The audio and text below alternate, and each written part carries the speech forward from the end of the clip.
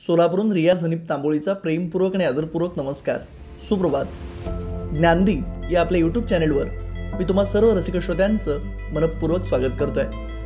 मंडळी, मुळात या आपल्या चॅनलची निर्मिती का झाली, या आपल्या चॅनलच्या निर्मितीमागचा नेमका उद्देश आणि हेतू काय हे आपण सगळे जाणतात. ज्ञानाच्या निर्मितीपासून ज्ञानाच्या नवनिर्मितीपर्यंत, ज्ञान साधकांपासून ज्ञान साधनेपर्यंत हा आपला प्रवास असतो. आपण सगळे जाणतात, वाचन ही पहिल्या टप्प्यात मला आवड होती, नंतर सवय लागली, हळूहळू वेळ लागत गेलं आणि आत्ता जणू ते व्यसनच लागलंय. नित्यनेमानं जवळपास 2.5 ते 3 तास माझ्याकडून वाचन होतंच. अर्थात हे शक्य होतं ते सरस्वती मातेची कृपा असल्यामुळे. माझी जगण्याबद्दल आणि जीवनाबद्दलची एक व्याख्या आहे. आपल्याला आपल्या आईवडिलांनी शाळेत दाखल केल्यानंतर एखादं वाक्य व्याकरण पद्धतीनं शुद्ध स्वच्छ लिहिता येणं हे सुशिक्षितपणाचं लक्षण असतं. जीवनातल्या चांगल्या वाईट अनुभवांच्या आधारे एखादी व्याख्या आपल्यापुरती आणि आपल्या कुटुंबापुरती निर्माण करता येणं हे सुसंस्कृतपणाचं लक्षण असतं. आणि एखादी व्यवस्था आपल्यापुरती, आपल्या कुटुंबापासून आपल्या अन्य सगळ्या मित्र परिवारांपर्यंत पोहोचवणारी व्यवस्था जन्माला घालता येणं आणि ती एका पिढीकडून दुसऱ्या पिढीकडं सहज हस्तांतरित होणं याला सुजाणत्व म्हणतात. म्हणजे सुशिक्षितपणापासून झालेली सुरुवात सुजाणत्वापर्यंत येऊन पोचावी तेव्हा कुठं आपलं जगणं, आपलं जीवन समृद्ध आणि संपन्न होतं, अशी माझी धारणा आणि मान्यता आहे. मी अनेक वेळा वेगवेगळ्या प्रकाशन समारंभांना जायचो. माझा तो छंदच आहे, त्या छंदातच माझा आनंद आहे. ज्या लेखकांनी त्यांच्या ज्ञानसंपन्नतेच्या आधारावर, चांगल्या वाईट अनुभवांच्या जमापुंजीवर जी पुस्तकं लिहिलेली असतात, जो लेखन प्रपंच मांडलेला असतो, ज्या माध्यमातून पुढच्या पिढीचं जगणं व्यवस्थितरित्या सुसह्य व्हावं यासाठी एक ठेवा जो अनमोल स्वरूपातला आपल्याला दिलेला असतो, त्या सगळ्यांप्रती कृतज्ञता व्यक्त करणं, सातत्यपूर्ण त्यांच्या सहवासात राहणं पसंत करणं हा जणू माझा छंदच आहे. मला अनेक जण म्हणायचे, तो एखादं पुस्तक सहज लिहू शकतो, पुस्तक काय रे तू ग्रंथ पण लिहू शकतो. अर्थात तो त्यांच्या मनाचा मोठेपणा किंवा तिथपर्यंत माझी अजून उंची नाही, वय नाही आणि अनुभव पण नाही. पण मी खूप वेळा त्यांना गमतीनं म्हणायचो, बाबांनो, शक्यतो सध्या तर कोणतं पुस्तक लिहिण्याचं किंवा ग्रंथ लिहिण्याचं माझ्या डोक्यात नाही, पण समजा चुकून माकून मी लिहायचं डोक्यात घेतलंच तर मी एका विषयावर नक्की लिहीन, तो म्हणजे आयुष्याचा सिलेबस समजून घेताना. चला दोस्त हो, आयुष्याचा सिलेबस समजून घेऊयात. या नावाचं काहीतरी मी लिहीन, या नावाची काहीतरी निर्मिती सरस्वती मातेच्या कृपेनं सृजन आविष्कार होण्याचा प्रयत्न होईल. मी मागच्या काही दिवसांखाली असंच चिंतन करत होतो. खरं तर चिंतनात आणि चर्चेत प्रचंड सामर्थ्य असतं. आपण जाणतात, एका शब्दानं प्रचंड मोठी क्रांती केली आणि त्याच एका शब्दानं आपल्या आयुष्यातली काही अंशी शांती गेली. काय म्हटलं? एका शब्दानं प्रचंड मोठी क्रांती केली. अहो, त्याच शब्दामुळं आपल्या जीवनातली शांती पण गेली. तो आविष्कार म्हणजे मोबाईल. मी परवा असाच मोबाईल बाजूला ठेवून चिंतन करत बसलेलो होतो. मी मागच्या 1.5-2 वर्षांपासून माझ्या ज्या सगळ्या साहित्यिक मित्रांशी चर्चा करताना म्हणायचो, मी जर चुकून आयुष्याच्या कोणत्या टप्प्यावर लिहिण्याचा प्रयत्न केला, सरस्वती मातेच्या आशीर्वादानं लेखणी हातात घेण्याचा प्रयत्न केला, तर आयुष्याचा सिलेबस समजून घेऊयात या आशयाचं काहीतरी लिहीन. मग मी चिंतन करत होतो, आजपर्यंत जे अनुभव आहेत, आजपर्यंत ज्या सगळ्या सुहृद मंडळींचा सहवास लाभला आहे, त्याच्या आधारे मी आयुष्याची ABCD लिहिण्याचा प्रयत्न केला आहे. आज ती ABCD तुम्हा सगळ्यांसमोर मांडणं मी माझं कर्तव्य समजतो आणि तो आनंद तुम्हा सर्वांसोबत द्विगुणित व्हावा, ही दिवाळी, हा फराळ तुमच्या माझ्या बुद्धीत वाढ करावा, तुमच्या माझ्या बुद्धीत नक्कीच याच्यामुळं भर पडेल, या आशेसह माझ्या मनातली, माझ्या चिंतनातली, माझ्या सृजन निर्मितीतली ABCD मी तुम्हा सर्वांसमोर समर्पित करतो. माझ्या नजरेतला जो पहिला A आहे तो ॲक्सेप्टन्स ऑफ द ॲटमॉस्फिअरचा आहे, वातावरण स्वीकृतीचा आहे. Acceptance of the atmosphere. सध्या आपण बघतोय, जग प्रचंड वेगानं बदलत आहे. सध्या तंत्रज्ञानाचं युग आहे. म्हणजे आपण आधी लिहिलेलं पत्र समोरच्या व्यक्तीपर्यंत पोहोचायला बराच कालावधी जायचा, आठवडा 15 दिवस पण जायचे काही ठिकाणी. पण आत्ता अवघ्या काही सेकंदात आपल्या भावना आपण समोरच्या व्यक्तीपर्यंत पोहोचवू शकतो. हे बदललेल्या वातावरणामुळं. त्यामुळं पहिल्यांदा आपल्या जीवनातल्या जडणघडणीच्या दिशेनं जाताना जर सर्वात महत्त्वाचं काही असेल तर ते वातावरणाचा स्वीकार करणं, ॲक्सेप्टन्स ऑफ द ॲटमॉस्फिअर. आपण जाणतो महाभारत आणि रामायण ही 2 महाकाव्य आपल्या जगण्यासाठी फार मोलाची आहेत, अनमोल ठेवा आहेत. माझे दैवत आणि गुरु मी ज्यांना मानतो त्या इंद्रजित देशमुख साहेबांनी मध्यंतरी फार सुंदर व्याख्या सांगितली होती. रामायणात काय सांगितलं गेलं, जे तुझं ते पण तुझं आणि जे माझं आहे ते पण तुझंच आहे. म्हणजे जे तुझं आहे ते तर तुझं आहेच आहे आणि जे माझं आहे ना ते पण तुझं आहे. ही उदारता, ही विशालता, हे मोठेपण ज्या काव्यात होतं, ज्या चरितात होतं ते म्हणजे रामायण. आणि महाभारतात काय, जे माझं आहे ते तर माझंच आहे पण जे तुझं आहे ते सुद्धा माझं आहे. ही भावना ज्यामुळं महाभारत घडलं. म्हणजे रागात होतो तो विनाश असतो आणि त्यागात होतो तो विकास असतो. तर ती वातावरण निर्मिती, ज्या वातावरणामुळं आपलं भारत देश श्रेष्ठत्वाच्या दिशेने जात आहे. आपण जाणतो कित्येक परदेशातले जेव्हा सगळे राष्ट्रपती राष्ट्राध्यक्ष आपल्या देशात येऊन जातात तेव्हा आपल्या देशात न जाताना फक्त आणि फक्त काय घेऊन जात असतील तर एक म्हणजे भगवद्गीता आणि दुसरी म्हणजे शांतता, हे घेऊन ते जात असतात.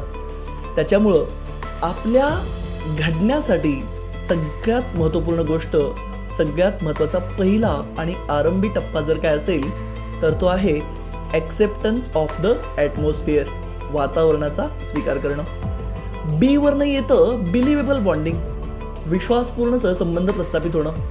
बिलिव्हेबल बॉन्डिंग, आपण आपल्या जीवनातली एखादी दुःखद घटना, एखादी बोचणारी सल, एखाद्या आपल्या हातून घडलेल्या किंवा आपल्यासोबत घडलेल्या चुकीमुळं आपल्याला झोप न येणं, आपल्याला वाईट वाटत राहणं, आपण बेचैन असणं, अशा सगळ्या भावना जर आपण कोणासोबत वाटून घेत असू तर ती व्यक्ती आपल्यासाठी विश्वासपूर्ण संबंध जपणारी असते. आपण सांगितलेली गोष्ट ती आपल्यापर्यंत ठेवते, त्यातली पारदर्शकता, त्यातली विश्वासार्हता जपते, तो विश्वासपूर्ण संबंध असतो.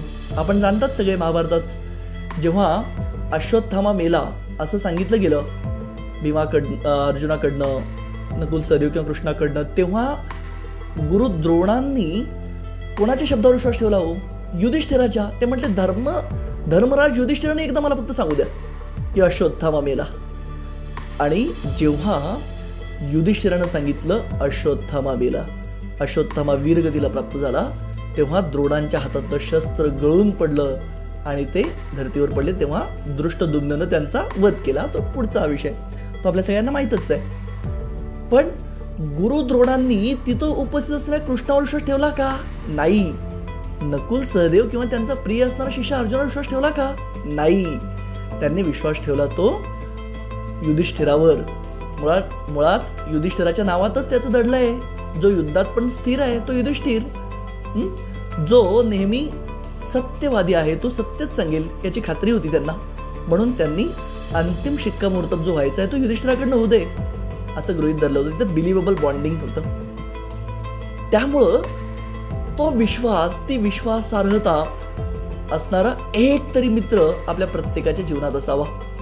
आपण जाणतोच आपलं मन हलकं व्हायला आपल्या जीवनात अशी एक विश्वासू व्यक्ती हवी, ज्या व्यक्तीसोबत आपण आपलं सगळं अगदी व्यवस्थितरित्या शेअर करू शकू, ज्यामुळं आपलं मन मोकळं होईल. मध्यंतरी माझे एक साहित्य जगतातले अनुभव संपन्न स्नेही आहेत, ज्यांना मी माझे गुरु मार्गदर्शक पण मानतो, आदरणीय अशोक पवार सर. आम्ही दोघं दिवसातनं जवळपास अर्धा-पाऊण तास संवाद साधतो. सहज आमची चर्चा सुरू असताना ते म्हटले, रिया सर, जर आपल्याला मन मोकळं करायचं असेल तर समोरचा माणूस सुद्धा मोकळ्या मनाचा हवा. काय म्हणतात? जर आपल्याला मन मोकळं करायचं असेल तर समोरचा माणूस सुद्धा मोकळ्या मनाचा हवा.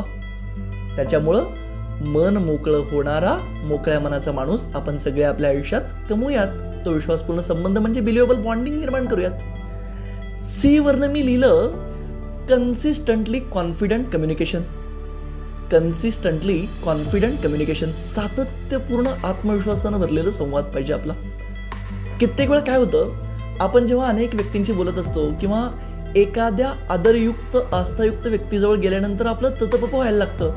ते ततपप होणं त्यांच्याबद्दलच्या आदरापोटी त्यांच्या आपल्या मनातल्या उंचीमुळे होत असतं. पण कित्येक जणांचा तो काय भ्रम असतो की अरे याला काहीच येत नाही, बावळट आहे, वेडा आहे, हा ततपप करतो, नीट बोलता येत नाही याला. असं नाही. तो तुमच्यावरच्या आदरापोटी, तुमच्याबद्दलच्या त्याच्या मनातल्या सन्मानापोटी अडकळतोय. तुमच्या मनातल्या म्हणजे तुमच्याबद्दल त्याच्या मनात असणाऱ्या प्रेमामुळे तो धडपडतोय हो. त्यामुळं सगळ्यात महत्त्वाची गोष्ट जर काय असेल तर ती कन्सिस्टंटली कॉन्फिडंट कम्युनिकेशन, सातत्यपूर्ण आत्मविश्वास बरं संवाद पाहिजे आपलं. डी वरून मी लिहिण्याचा प्रयत्न केला तो डेडिकेटेड सेल्फ डिसिप्लिन, समर्पित स्वयंशिस्त. डेडिकेटेड सेल्फ डिसिप्लिन कोणी सांगायची गरज नाही पडत आपल्याला. समजा एखादा छंद आपल्याला असेल, एखादी सवय आपल्याला असेल तर ती गोष्ट कर असं कुणी सांगण्याची गरज नाही पडत. आता मी सहज माझं म्हणून सांगतो, मला रोज 3 तास वाजल्याशिवाय झोप येत नाही. त्याच्यावर कधी कधी माझे मित्र माझी गंमत पण करायचे अनेक वेळा. जे बुद्धिमान मित्र आहेत त्यांनी विचारलेला बुद्धिवादी प्रश्न पण तुम्हाला सांगतो, पण त्याच्या आधी लग्नाच्या उंबरठ्यावर असताना काही मित्र सहज मला चेष्टेनं विचारायचे, अरे तुझ्या जीवनात वाचन महत्त्वाचं की आता लग्न होणं बायको महत्त्वाची? तेव्हा मी त्यांना म्हणायचो पहिल्यांदा वाचन महत्त्वाचं, मग हळूहळू बायको महत्त्वाची. मग ते म्हणायचे थोडं स्पष्टीकरण देशील का? मी सहज त्यांना व्यासंगी मिश्किलतेत म्हणायचो जीवन कळण्यासाठी वाचन पाहिजे आणि कळलेलं जगण्यासाठी बायको पाहिजे. अर्थात तो विनोदी उत्तर माझं. आणि मध्यंतरी जेव्हा एका दिवाळी अंकाच्या प्रकाशन सोहळ्याला मी उपस्थित होतो तेव्हा वाचनाची जर एका वाक्यात मी काय व्याख्या सांगू शकेन तर आपल्या जीवनातल्या अपयशांचं, अपमानाचं, अवहेलनेचं, दारिद्र्याचं, गरिबीचं व्यवस्थितरित्या होणारं पचन म्हणजे वाचन. वाचन म्हणजे काय? आपल्या जीवनात आलेल्या झालेल्या अपमानाचं, अवहेलनेचं, अपयशाचं, दारिद्र्याचं, गरिबीचं आणि अन्य सगळ्या चुकीच्या गोष्टींचं व्यवस्थितरित्या होणारं पचन म्हणजे वाचन. त्याच्यामुळं ती माझी समर्पित स्वयंशिस्त आहे. रोज वाचणं, जे भावलं ते आपल्यात उतरवण्याचा प्रयत्न करणं, आचरण्याचा प्रयत्न करणं. मी आचरण म्हटल्यावर ना मला एक शब्द आठवतो, एक वाक्य आठवतं. आयुष्यातला अंतिम टप्पा काय असतो प्रत्येक व्यक्तीचा? आचरणाकडून उच्चारणाकडे जाण्याचा प्रवास म्हणजे यश. आचरणाकडून उच्चारणाकडे जाण्याचा प्रवास म्हणजे यश. म्हणून तर आपल्या वर्णमालेत सुद्धा आ आधी आहे, उ नंतर आहे, म्हणजे आचरण आधी आणि उच्चारण नंतर. त्याच्यामुळं ती स्वयंशिस्त आहे, समर्पित भावनेने केलेली self discipline, dedicated self discipline आहे ते आपल्या अंगातलं. EFGH वरून मी लिहिण्याचा प्रयत्न केला ethical friendship gives honesty and humbleness. Ethical friendship gives honesty and humbleness. नैतिक मैत्री आपल्याला प्रामाणिकपणा आणि विनम्रता देते. आपल्या जीवनात कोणते मित्र आहेत? मला परवा सहज माझ्या एका मित्रांना संवाद साधताना विचारलं की कोणता मित्र आपल्या जवळ मतलब साधण्यासाठी आला आणि कोणता मित्र आपल्यासोबत मैत्री करण्यासाठी आलाय, कसं ओळखायचं? मी सहज त्याला म्हटलं जर तुला कोणता मित्र मतलबासाठी आलाय आणि कोणता मित्र तुझ्या जीवनात तुझ्यासोबत मैत्री करण्यासाठी आलाय ते जर ओळखायचं असेल तर जेव्हा तू त्याला काहीतरी सांगायला फोन केला आहेस तेव्हा तुझं न ऐकता तो त्याचंच काहीतरी सांगत असेल, म्हणजे तुझ्यामुळं त्याचं एखादं सध्या काम होणं थांबलंय असं जर तू त्याची बडबड करत असेल तर लक्षात येतं ना मतलब त्याचं. त्याच्यामुळं आपल्या जीवनात असेच मित्र आपण कमवूयात जे आपण बरोबर असताना बरोबर म्हणतील आणि बरोबर असतील, आणि जेव्हा आपण काहीतरी चूक करू तेव्हा तू चुकीचा आहेस, ही चूक सुधार, बदल, नाहीतर आम्ही तुझी साथ सोडू हे ठामपणे आत्मविश्वासानं सांगतील. त्याच्यामुळं EFGH ethical friendship gives honesty and humbleness. नैतिक मैत्री माणसाला प्रामाणिकपणा आणि नम्रता देते. त्याच्यानंतर मी लिहिण्याचा प्रयत्न केला IJ वरून importance of the Joy journey and jump.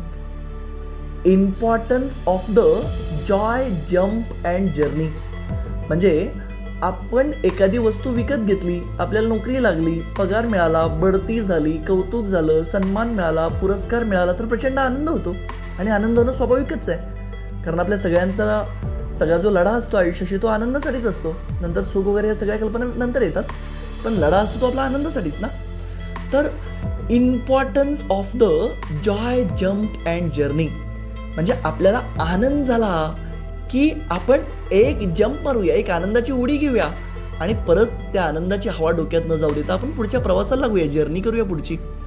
त्याच्यामुळं importance of the Joy jump and journey. KLMN वरून मी लिहिण्याचा प्रयत्न केला आहे. Keep love life management is naturally.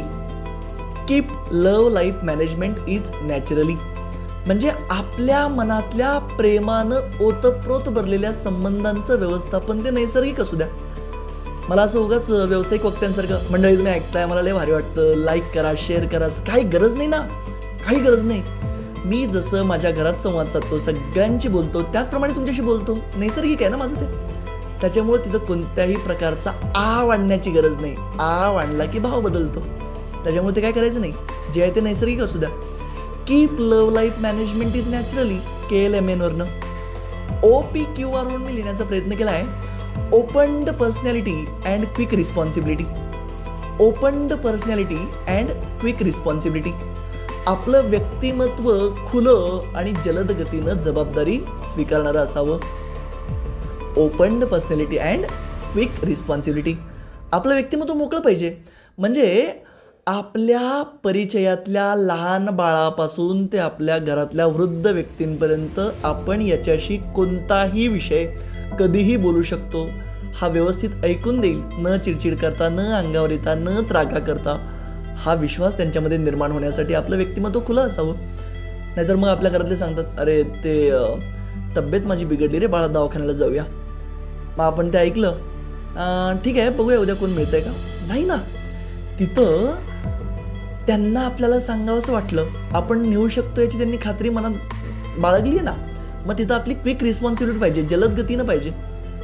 त्याच्यामुळं opened personality and quick responsibility. STUV वरनं मी लिहिण्याचा प्रयत्न केला आहे. Systematic time table understanding with voice vocabulary. Systematic time table understanding with voice vocabulary म्हणजे सगळ्या गोष्टींचं साचेबद्ध नियोजन असू द्या. सगळं काही वेळेला बांधेल राहू द्या. कारण सध्या सगळ्यात महागडी जर कोणती गोष्ट असेल तर ती वेळच आहे. तर सिस्टमॅटिक टाइम टेबल बनवताना समोरच्या व्यक्तीच्या उच्चारल्या जाणाऱ्या शब्दांसोबत त्याचे भाव लक्षात घेऊयात.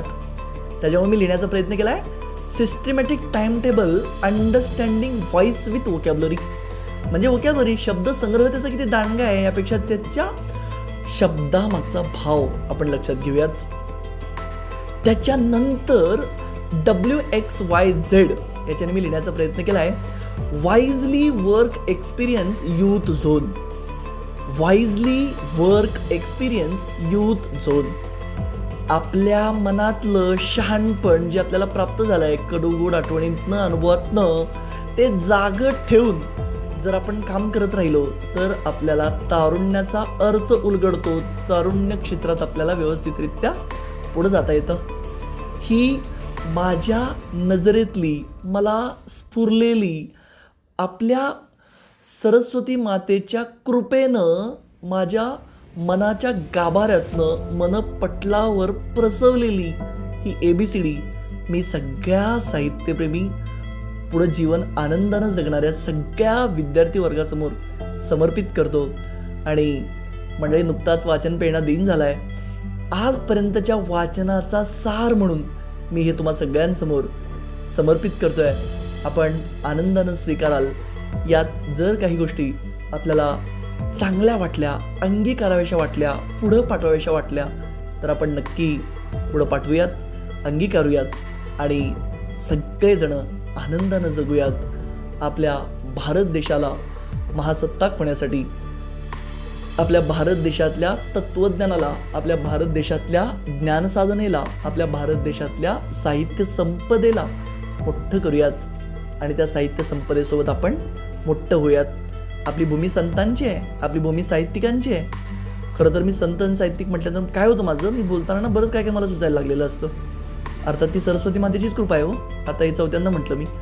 काय झालं, विनोबा भावेंनी एका ठिकाणी फार सुंदर लिहिलं आहे. संत आणि सुधारक यांच्यातला फरक त्यांनी खूप छान सांगितला आहे. ते काय म्हणतात, धान्य पिकण्यासाठी लागणारी सूर्याची उष्णता म्हणजे संत असतात आणि पिकलेल्या धान्याचं अन्न बनण्यासाठी लागणारी चुलीतली उष्णता म्हणजे सुधारक असतात. बघा ना किती सुंदर लिहिलं आहे. काय म्हणतात ते, धान्य पिकण्यासाठी लागणारी सूर्याची उष्णता म्हणजे संत असतात आणि पिकलेल्या धान्याचं अन्न बनण्यासाठी लागणारी चुलीतली उष्णता म्हणजे सुधारक असतात. त्यामुळे आपल्याला संत बनणं जरी नाही शक्य झालं तरी आपण सुधारक मात्र नक्की बनूयात. आणि साहित्याची मुळात व्याख्याच आहे, जे सहित असतं ते साहित्य. काय सांगितलं? जे सहित असतं ते साहित्य. जे जाता येता खाता पिता राहता नेहमी आपल्या सोबत असतं तेच साहित्य असतं. त्याच्यामुळं त्या साहित्याची जोपासना करूयात, त्या साहित्याला पुढे नेऊयात या आशेसह ज्ञानदीप या आपल्या चॅनलवर प्रेम करणाऱ्या तुम्हा सगळ्या बंधू भगिनींप्रती, ज्ञानसाधकांप्रती मी मनपूर्वक कृतज्ञता व्यक्त करतो. आणि अशीच सगळी निर्मिती आणि नवनिर्मिती तुमच्या सर्वांच्या पाठिंब्याने, तुम्हा सर्वांच्या मार्गदर्शनाने होत राहो या आशेसह निरोप घेतो. नमस्कार.